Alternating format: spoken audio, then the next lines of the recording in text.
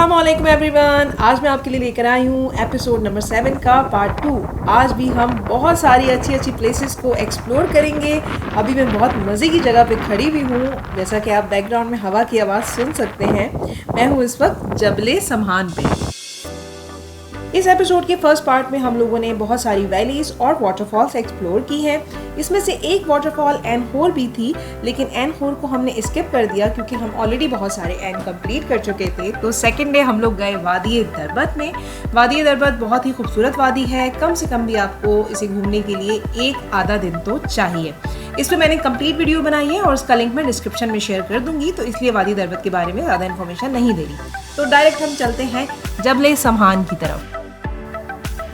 आज हमारा सलाला में दूसरा दिन था और आज हमने प्लान किया था कि तका रीजन को एक्सप्लोर करेंगे। हम जब तका की तरफ जाते हैं तो हमें इस तरह के मनाजिर देखने को मिलते हैं कि रोड्स पे और हाईवेज पे हमें गायें, भेड़, बकरियां और ऊंट वॉक करते हुए दिखाई देते हैं, या फिर बहुत ही सिविलाइज्ड अंदाज में रोड क्रॉस करते दिखाई देते हैं।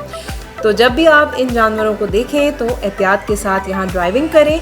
वैसे तो वार्निंग के लिए साइन बोर्ड्स लगे हुए हैं, मगर फिर भी जब आप जानवरों को देखें तो ड्राइविंग करते वक्त एहतियात बरतें। वादी दरबत का टूर करने के बाद हम जबले समहान की तरफ गए।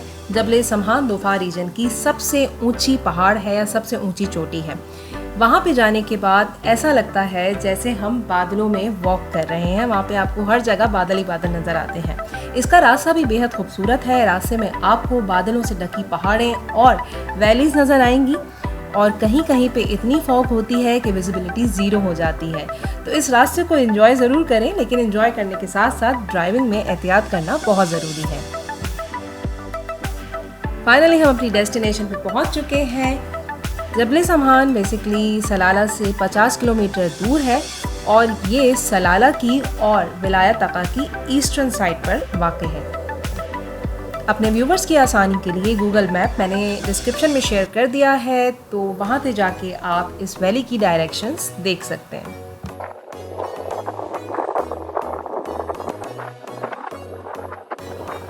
ये है जनाब मेस्मराइजिंग सा व्यू जबले समहान का। जैसा कि आप देख सकते हैं कि कितने ज़्यादा बादल हैं जो कि माउंटेन से नीचे हैं।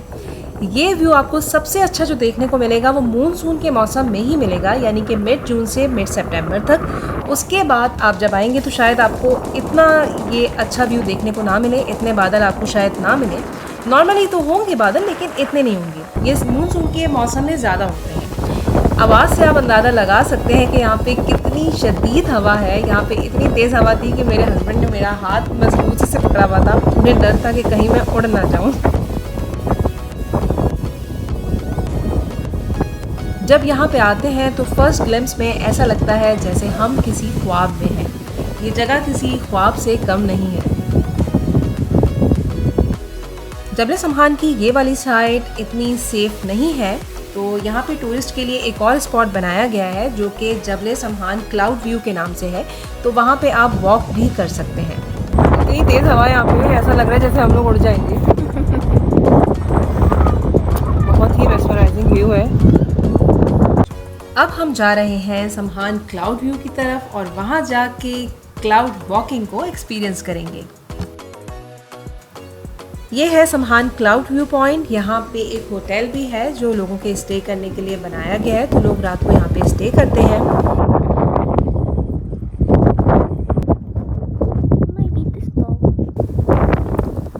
इस वीडियो में आप बखूबी देख सकते हैं, सामने आपको गाड़ियाँ नज़र आ रही हैं कहीं दूर।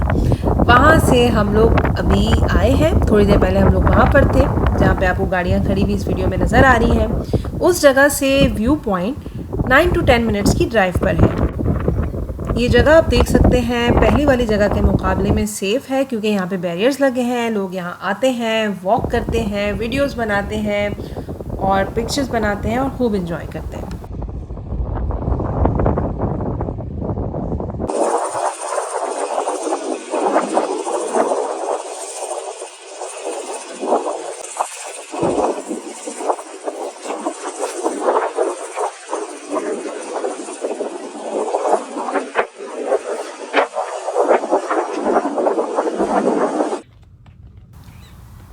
ये प्रॉपर वॉकवे है जहाँ पे जबल सम्मान पे वॉक की जा सकती है।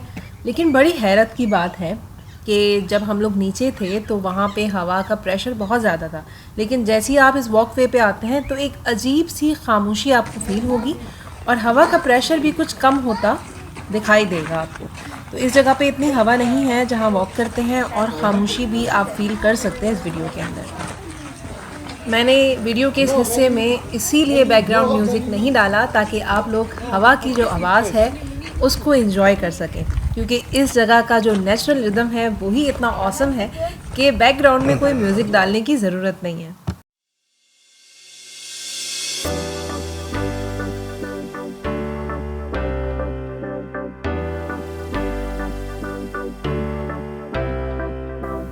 अब हम लोग तका क्लिफ की तरफ जा रहे हैं और तका क्लिफ से हम लोग तका बीच का नज़ारा करेंगे।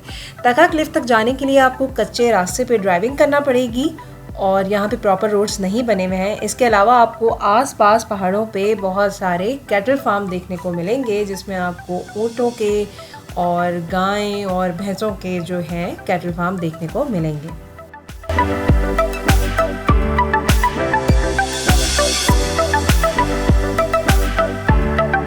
तका क्लिफ से आप तका बीच का खूबसूरत व्यू एंजॉय कर सकते हैं। अगर आप नीचे उतरना चाहते हैं तो ज़रूर उतरें, लेकिन ये पहाड़, ये क्लिफ काफ़ी ऊंचा है और यहाँ से नीचे उतरना थोड़ा मुश्किल है और यहाँ से काफ़ी मुश्किल ट्रैकिंग है। तो इसलिए अगर आप ट्रैकिंग के माहिर हैं तो बिल्कुल उतर सकते हैं, अदरवाइज़ ये रिस्क ना लें।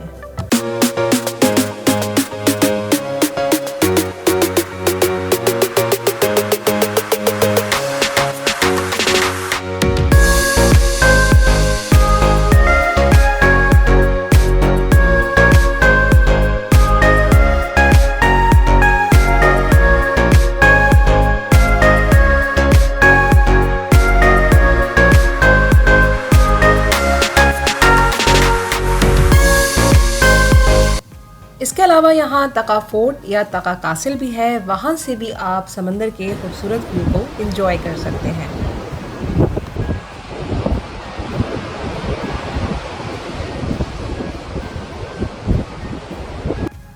हमने तका रीजन को अच्छी तरह से एक्सप्लोर कर लिया और यहीं हमारा सलाला का सेकेंड डे का जो टूर था उसका जर्नी एंड हुआ।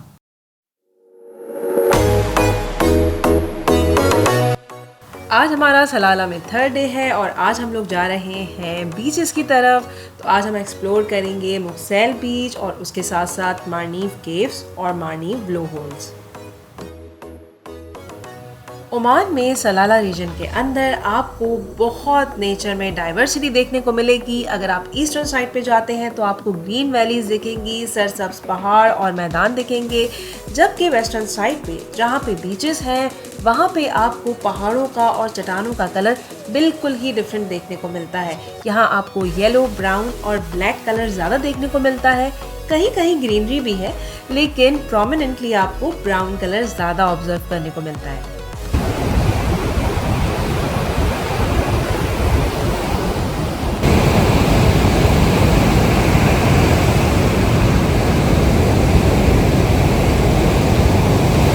ये मुक्सेल बीच है, सलाला ओमान की मोस्ट विजिटेड अट्रैक्शन और काफ़ी फेमस भी है। ये मुक्सेल का वर्ड एक्सट्रैक्टेड है गुस्ल के वर्ड से और उसके मीनिंग है शावर लेने के या नहाने के। ये बीचेस स्पेशली इसी पर्पस के लिए बने हैं कि लोग यहाँ पे आएँ, पिकनिक मनाएं और स्विमिंग करें। बट अनफॉर्चुनेटली मानसून की वजह से पानी का प्रेशर बहुत ज़्यादा था और एक दो दिन में कुछ ऐसी ट्रेजेडीज़ हुई थी जिसकी वजह से यहाँ की इंतज़ामिया और लाइफ गार्ड्स हमें पानी में जाने के लिए अलाउ नहीं कर रहे थे, इवन पाँव भी भिगोने नहीं दे रहे थे और बार बार बजर बजा के हमें वार्न कर रहे थे कि मुक्सेल बीच में गुस्ल ना लो, खुदा ना खासा ऐसा ना हो ये आपकी ज़िंदगी का आखिरी गुस्ल साबित हो, अल्लाह ना करे।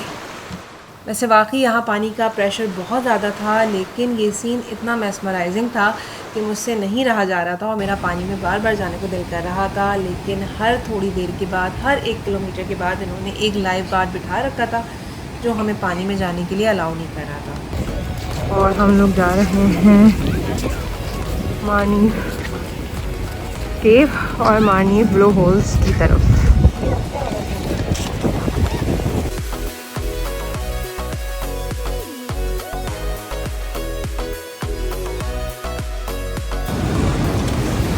हम आ गए हैं मार्नी केव की तरफ। ये काफ़ी ऊपर है तो चढ़ते चढ़ते थोड़ी सांस फूल जाती है। जब हम मार्नीफ केव की तरफ जाते हैं तो रास्ते में एक कैफ़े आता है जिसका नाम है मार्नीफ कैफ़े।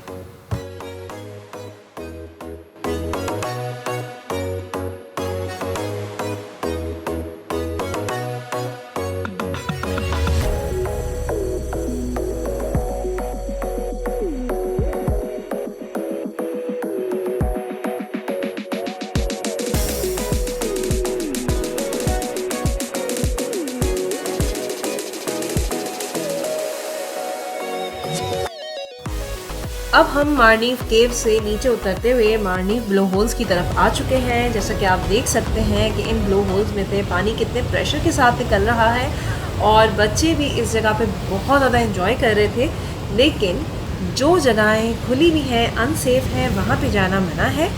जहाँ पे इन लोगों ने बैरियर्स लगाए हुए हैं और बच्चों के लिए सेफ्टी मेजर्स किए हुए हैं, सिर्फ वहीं पर जाना अलाउ है।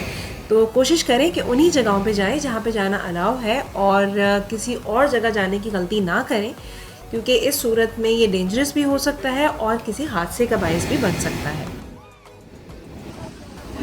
यहाँ पानी का प्रेशर कितना ज़्यादा है आप आवाज़ से अंदाज़ा लगा सकते हैं। तो अपना और अपनी फैमिली का ख्याल रखें और किसी भी किस्म का स्टंट करने की कोशिश ना करें इस तरह की जगहों पे। सिर्फ एंजॉय करें और सेफली वापस आ जाएं।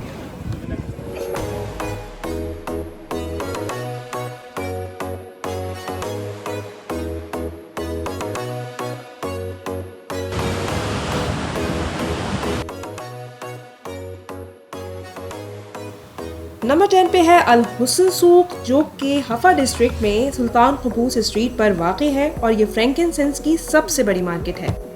फ्रैंकिनसेंस कहते हैं लोबान को, और लोबान जलाने का रिवाज अरब कल्चर में बहुत ज़्यादा है। इसको इसलिए भी इस्तेमाल किया जाता है कि मच्छर और मक्खियाँ और कीड़े मकोड़े भगाने के लिए भी इसको घरों में जलाया जाता है। फ्रैंकिनसेंस के बहुत बड़े बड़े ज़खायर सलाला में मौजूद हैं। अगर आपको लोबान की या बखूर की शॉपिंग रीज़नेबल प्राइस पे करनी हो तो आप इस सूक का विज़िट ज़रूर करें। यहाँ पे आपको बखूर की 100 ऑफ फ्रेगरेंसेस मिल जाएंगी और लोबान भी आपको विद फ्रेगरेंस और विदाउट फ्रेगरेंस यहाँ पे हर किस्म का मिल जाएगा। तो इस सूक का विज़िट करना ना भूलें। बहुत अच्छा सूक है और बहुत ही रीज़नेबल प्राइस पे यहाँ चीज़ें मिलती हैं।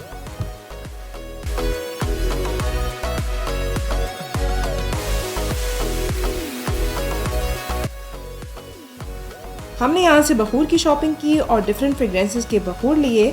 इसके अलावा यहाँ पे ट्रेडिशनल ड्रेसेस और अबाया शॉप्स भी थी और मैंने यहाँ से अपने लिए अबाया की शॉपिंग भी की। उम्मीद करती हूँ मेरी आज की एपिसोड आपको पसंद आई होगी। आज के एपिसोड को यहीं एंड करते हैं, फिर मिलूंगी किसी और नई एपिसोड के साथ। जब तक के लिए अल्लाह हाफिज़।